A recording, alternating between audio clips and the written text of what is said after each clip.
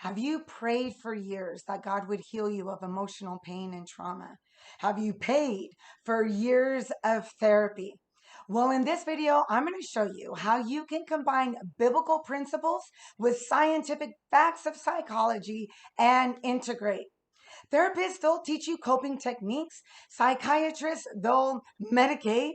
The church will encourage you to pray and engage with God, which that is great.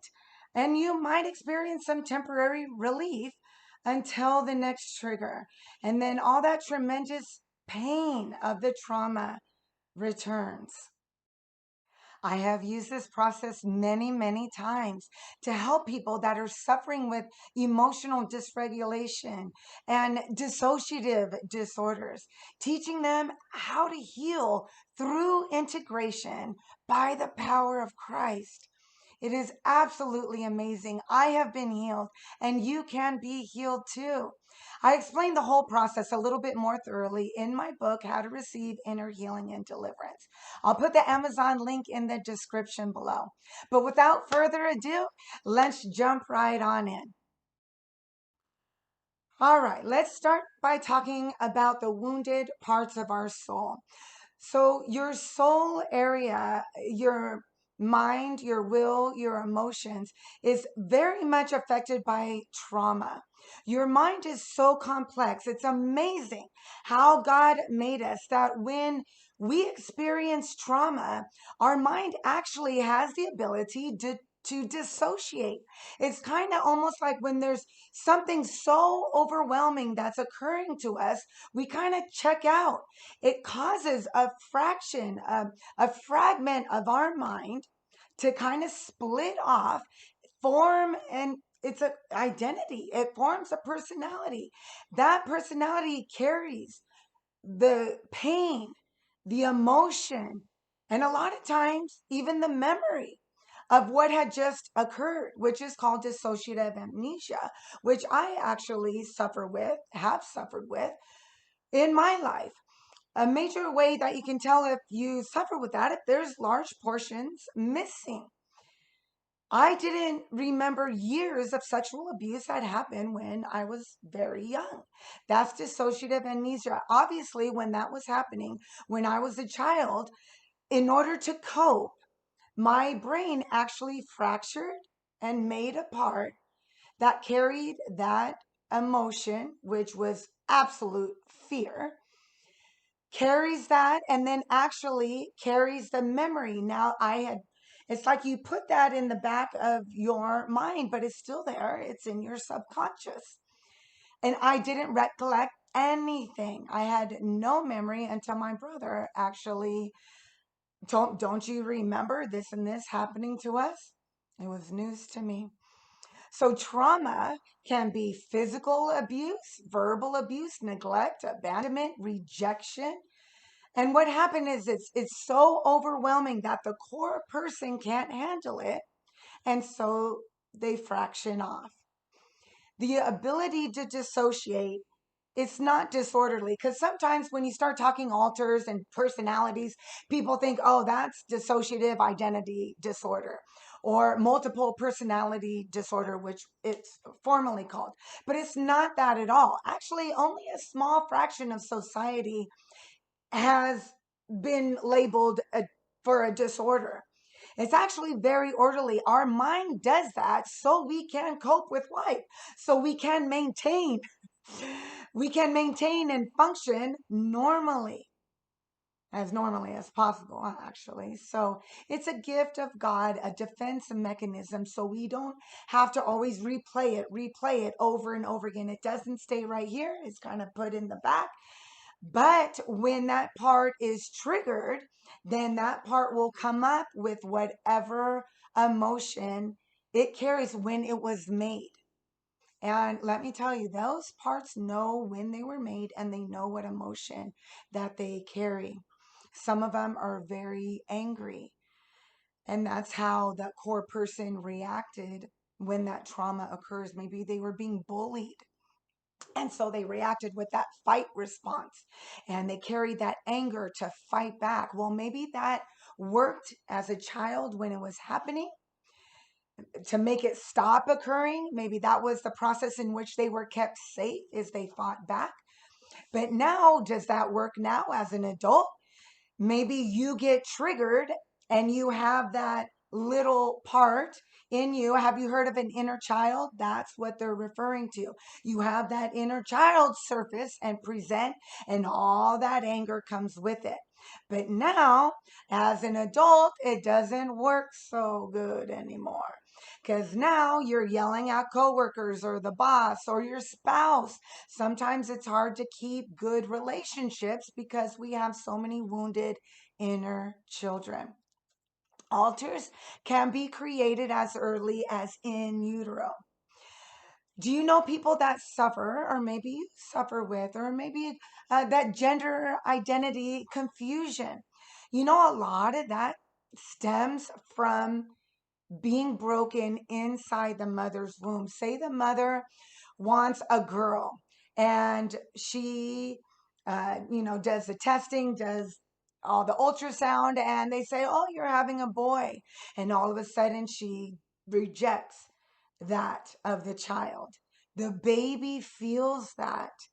And so I'm going to include in here somebody's testimonies actually have gone through this. So maybe I'll put it at the end. You'll have to click on it. But it was someone who actually struggled with this because that's exactly what happened to her. So she was born wanting to be a boy, actually thinking and believing she was born in the wrong body. She grew up a tomboy. I can't even tell you. I'll just cut to the chase in that when she received inner healing, when she finally realized what happened. It was the mother's rejection, and that's what caused all the confusion. And she wanted to be received and loved, and that's why she wanted to turn herself into a boy. When she received God's love and realized what happened, it was like God set her free to become who He made her to be, because there's no accidents, there's no mistakes. God wouldn't create somebody and then condemn them for it, because we know that homosexuality, cross-dressing, and all that, it doesn't line up with biblical standards. These are wounded parts in our soul. Maybe a little girl was sexually violated. She can actually create a male altar, so it keeps her safe. So, and that part presents to make, maybe she feels that that perpetrator won't do it to her anymore because now it's a boy in front. Now she's a boy. So these are just evidence of wounds that need healing. And once God comes in and heals, which I will teach you how to integrate. Integrate means to come back together with that core person who God originally made. Who is that person? A lot of times people with complex PTSD, which that is reoccurring trauma upon trauma over and over, extended period of time, not a one-time occurrence, that a post-traumatic stress disorder, PTSD, is like a one-time occurrence. The complex is like over through your childhood, someone who has been abandoned, rejected over and over by a parent, physically abused over and over, verbally abused. Maybe you suffer with that as I do. You tend to really contemplate, scrutinize, who am I? Who is the real me? Who is the core person? But once we get healed up, you learn how to function as your core person who God intended you to be, and rationally, emotionally regulated, to where if something triggers you, you don't go way up here. You deal with it in a sensible way with your frontal lobe rather than all the pain and the memory from the back that gets triggered. That's just your frontal lobe is the adult you. We need to learn how to cope and function and self-regulate. All those things can occur. It is possible when you integrate and God heals and restores you. Oh, I can't. There are usually more child altars than there are adult altars, just because, and it doesn't have to be. You can dissociate as an adult. There's plenty of cases of that. But you usually find people with more children altars because you're more vulnerable, and we don't have the coping skills as a child. As you grow, you learn coping skills, you get experience, life experience teaches you things. So many people that I work with have so many wounded children. A lot of times that's where I begin, is with the children. So, once again, if you're kind of hearing this for the first time, maybe you haven't heard about dissociation, about how your mind can actually break and split and create these little identities, these personalities. You might think this is just for people with multiple personality disorder, but it's not true. So you know 85, 90%, 95%, I've even heard of all people across the globe have this ability to dissociate.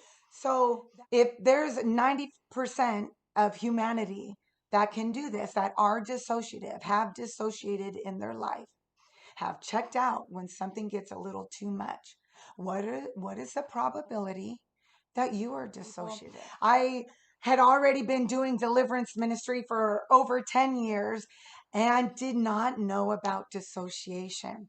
It's so imperative to know this. You probably need inner healing. Everybody does. Trauma affects everybody. Sometimes life is just really hard and it gets to be too much. And that's what our brain does. It dissociates and it creates a part that carries that trauma and that pain. Not many even believe that integration is possible. So they keep you in therapy for years and years and years, which is fine. I've been to therapy. I have a therapist. I believe in that talk. Therapy works. But when do you heal? You learn coping skills, but when do you heal? And that's when you need to learn about dissociation and how to integrate and heal up all those fragments that happen when the trauma occurred. Okay, so a lot of ways that you can tell if you are dissociative. Maybe you're wondering, okay, so if it's such a high percentage, am I dissociative? So a big indicator of dissociation is a loss of time. It could be days, months, even years that people can dissociate.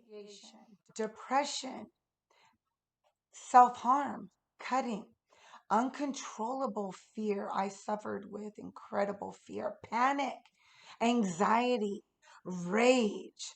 Emotional overreaction is a clear indication there's a deeper root. So, another indicator is deep depression. I had that. Okay, so sometimes you would be diagnosed as a bipolar.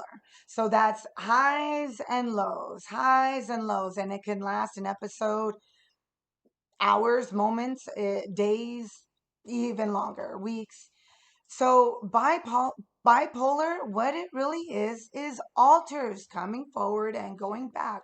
So whatever happened at that moment when that altar was formed, that altar carries that deep sad, that depression.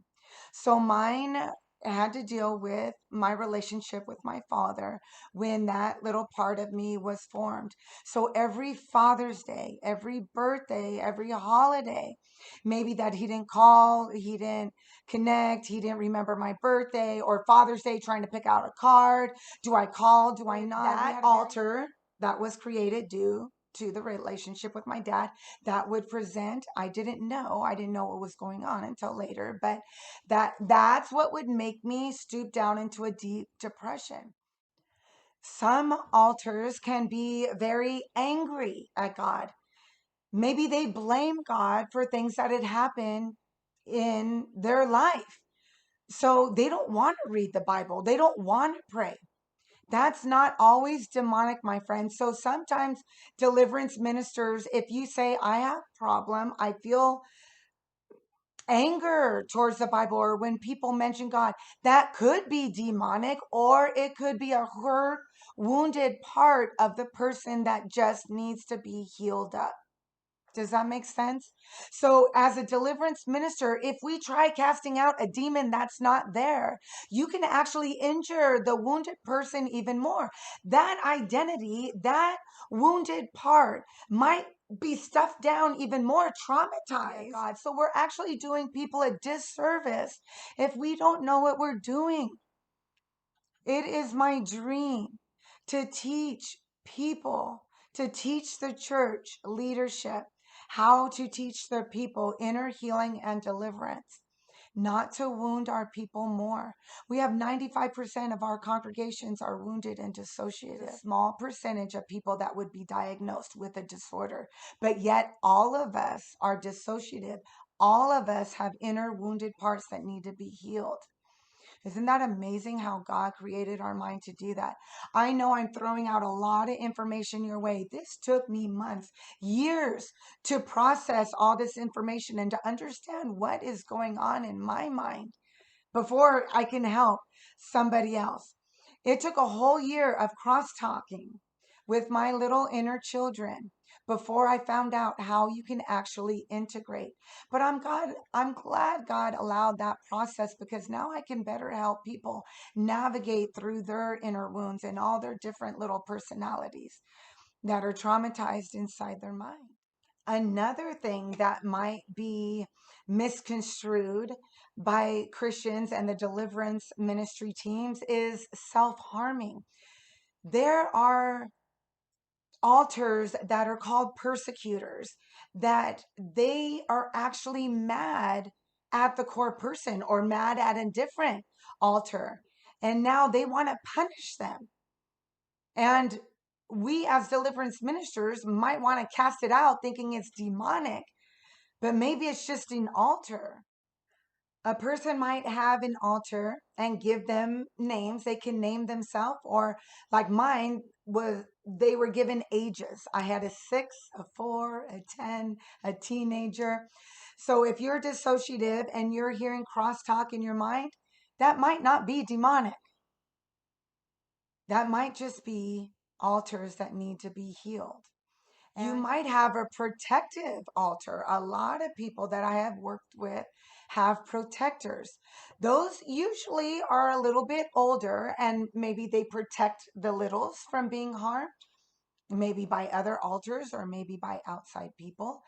A lot of times they are very strong personalities that know how to speak up, where maybe the core person is a little bit more intimidated, bashful, or shy. But now this altar will present and will be the mouth, will be strong.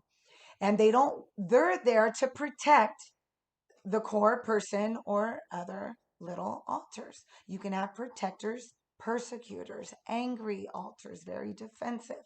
There's all different types of little personalities somebody can create in order for survival. We need to be safe. Do you know that's the number one need of humanity? I'm not talking male and female. Humanity. We need to feel safe. We need safety. So our mind does this to survive. But now, how do we get them healed up? I call it art. A-R-T. It is an absolute work of art what Jesus does. He takes these individual little personalities, because it's almost like they really are their own little person, their own little identity, even though it's you. It's a piece and a part of you. He takes that little personality and he ministers to that one individually exactly what they need to be healed up. So, A is you identify the altar. So if you're working with yourself, I did this by myself. I didn't know. That's why I'm excited to share it with you, because you can do this in the comfort of your own home, wherever you are right now. You can do this even as I'm teaching. And that has happened before. I've done Bible studies and people take this information and they're healed right in front of me before I even get done telling them the whole thing. It's amazing. All right, folks. So you identify the altar. What is the traumatized part? Now, if you're working with somebody, then you can start by asking them, what is like the worst thing that has happened to you? Usually they'll think of something right away, or multiple things. Usually that's a big altar that carries a lot of emotion and a lot of pain. So that's where you can start. What has happened to you? Now you want to get sensory details, because that's how we remember. That's how we relate to the world around us, is through our body, right? Our eyes, our ears, our sense of touch, smell, taste. So that's why you ask them different questions about the sensory. What did you see? So what happened? What did it smell like? What did it feel like? What happened? How did that make you feel? So you bring them back to that point of the memory. If they don't remember, there's something else I can show you how to do. If they remember the memory, then you bring them back to that memory, because you're going to want to trigger the altar, and then you want to bring resolve to that altar. So, and that's the R. The A, and that's the R. So you identify the altar, and now you want to bring resolve. For instance, somebody that was wounded very deep by another person. So their resolve to get that person healed up, you might want to bring them back to the point of pain. What did that person do to you? How did that make you feel? What emotion are you carrying? Say they carry anger. So now we know if a perpetrator has done something to us, we need to forgive. So can you forgive that person? If they cannot, then you need to work with that altar a little more. And talk to them about forgiveness, their need to forgive. Usually before meeting with someone, I actually ask them to think about anybody that you need to forgive before we even meet. And that's a lot of work right there.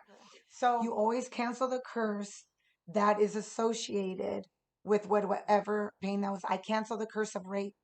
I cancel the curse of molestation. I cancel the curse of physical abuse. Whatever was perpetrated upon that person, you want to cancel the curse associated with it. And then T, you want to tag team Jesus. I can't get into way too specific about each individual altar, because each one, it's like you have to navigate. It's so imperative to have the leading of the Holy Spirit. You keep an ear up. What does this altar need, Lord? Help me navigate. What do they need to bring resolve to this hurt, wounded part? If they're being traumatized at the moment, you bring Jesus in. If it's a rape, you bring Jesus in. Have them rescue him, rescue her, to bring resolve. And then he heals them and they go with Jesus. Jesus will say a word, speak a word, take them by the hand. Now, for me, what I did is I gathered my wounded parts. By that time, I didn't know how to bring resolve. I just said, Lord, can you heal me? I had identified 4. That's why I put my 4 kids. I'm a mom of 4. But this has a lot of symbolism, because I had 4 altars. God, it makes me emotional thinking about it, because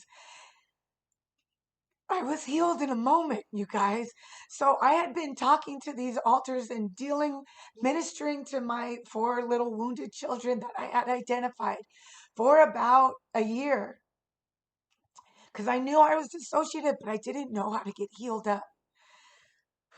So I was talking to my inner children, trying to bring them resolve, but I didn't know how to do it. And then I finally learned, thank you, Scott Bicken, I finally learned how Jesus can heal you. So one morning, I was just laying in my bed, very quiet, praying to God. And I just said, God, can you just heal them up? I gathered them all together and I said, can you just take them away? And what Jesus did for me, how he brought me resolve, as I saw a big arm scoop down from heaven in one big scoop. I saw a big arm and he scooped up all 4 of my inner children. And I heard in my heart, I heard in my mind, you are mine. That meant so much to me, because it meant every broken part belongs to him. He loves you. Every broken part. You may feel so screwed up. You may feel, I have so many dissociated parts, so many identities.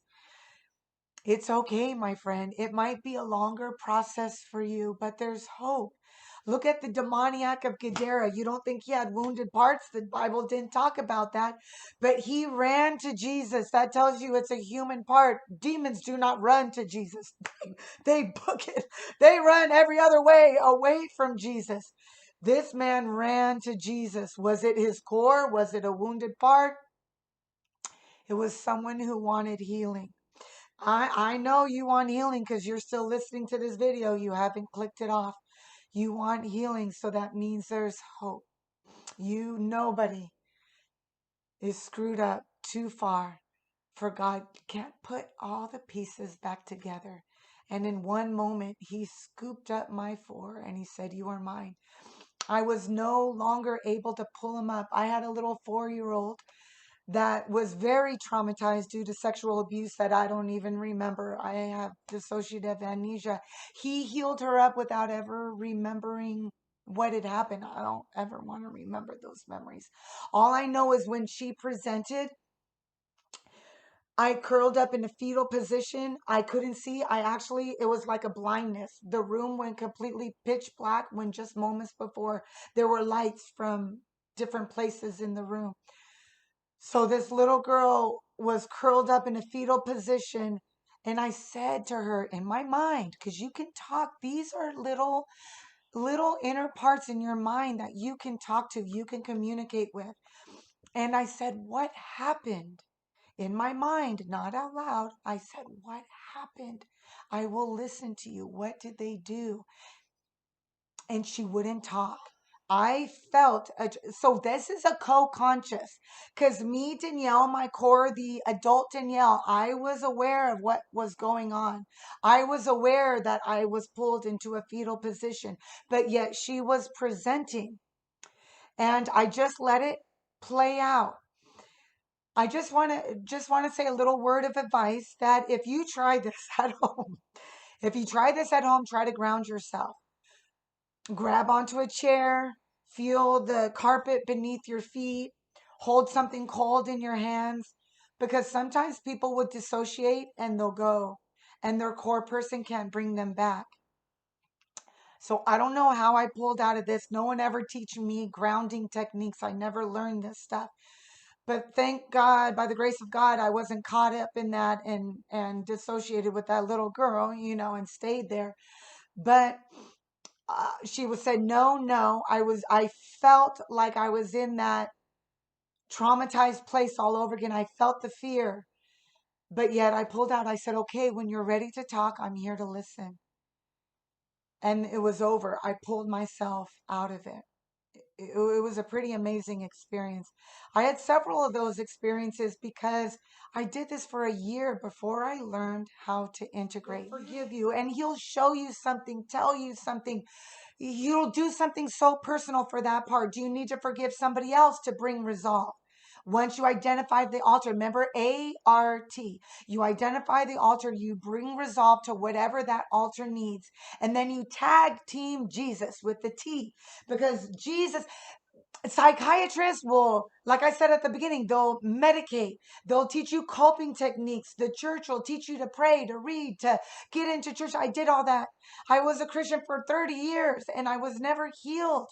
And I love God. I'm from the front row taking notes. Anybody that knows my life can attest to I was all in. I was teaching Bible study. I was a deliverance minister. I was living straight, but yet I was delivered. And when we get into the deliverance part, I'll tell you all about that. I received deliverance multiple times, but yet I wasn't healed on the inside. And that's why I started the video with that. Every time triggered, those emotional pain, that pain would come back and I'm traumatized and I feel the pain triggered all over again. And I asked God, what is wrong with me? When am I ever going to be healed? What am I missing? That's when I learned how to do this. And this is why I have such a passion to bring it now to the world and to teach you free of charge. Free of charge. You can pass this on to anybody you know that's struggling, that has a hard time. Maybe you don't know if they're dissociative, but they know, or maybe they don't know, but they're emotionally, they're dysregulated, they fly off the handle, they're bipolar, they're There's so many different dissociation disorders that you can label things, but only Jesus heals. And there's complete healing for you. It's our right as a Christian. He doesn't want you suffering. Integration is possible. You tag team Jesus, you bring him in, he'll take you by the hand, he'll pick you up, he'll scoop you up, he'll take you out of there, he'll lead you up, whatever you'll see in your mind's eye, or you feel an incredible warmth, or you see a light. But it's Jesus that heals you. By the stripes of Jesus, we are healed. He's close to the brokenhearted. You don't get more brokenhearted than this. This is the broken heart. Wow, I had to take a breather there. I just really feel the Holy Spirit ministering through me to you because there's so many wounded people that need this information. So many that just don't know. Or maybe they know they're dissociative and they just don't know how to heal. Or maybe they just come to terms that this is just how it is. It doesn't have to be this way. There can be a better life for you. There's hope. He wants you to experience joy, the fullness of life. The enemy comes to steal, kill, and destroy, but I have come to give them life and life more abundant. This is life to the fullest. When you get healed up, you don't feel all those triggers. And that's how you know you're healed. That's when you know it's every Father's Day now. I remember my dad, I visit him, I give him a Father's Day card, but I don't have the depression. I'm okay. I'm okay. It's just, it's funny because I was talking to Pastor Scott and he goes, when people are healed, nothing happens. It's literally nothing happens. Can you imagine life without all the triggers? Have you felt? I'm sure you have. If you're watching this, I know you relate to me. I know better, but I'm like out of control because that wounded part is fronting. That wounded part is coming forward because this trauma still remains. The trauma isn't healed until Jesus come in and heal you. Yes, he can heal. This isn't the only way, I'm sure. Danielle doesn't have the only method, but this is a proven method. It works, my friend. And like I said, if you want to pick up my book, I go into more detail. I give you questions that you can ask to help somebody else receive inner healing and deliverance, or questions to ask your inner child to help them get resolved. So I go through it more thoroughly. This is stuff just off the top of my head. I ask the Lord, I'm going to open my mouth and you fill it. And I'm trying to see if I was sitting on the opposite end of this screen, what would I want to hear? What do I need to know? And that's why I want to bring you encouragement because I didn't have much hope. Oh, I'm going to click, watch this video of the testimony, amazing testimony of the woman who was healed when she had that gender identity issue. I don't know if she even knows that it was a dissociative part that is healing or if she maybe didn't even want to get into it. But she knows that when Jesus healed her, it changed everything. And she was no longer confused. She was free to become the woman he had created her to be. Check out this video. You won't be disappointed.